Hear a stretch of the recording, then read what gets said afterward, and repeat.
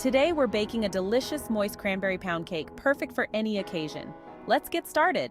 For this pound cake, you'll need butter, sugar, eggs, vanilla, flour, baking powder, salt, milk, and fresh or frozen cranberries. Start by creaming the butter and sugar together until light and fluffy, about 3 to 5 minutes.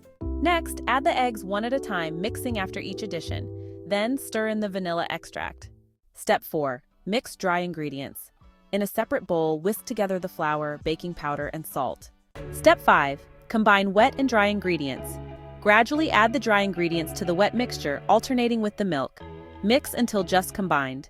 Step 6. Fold in cranberries.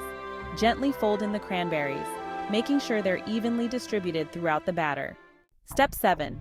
Pour into pan and bake.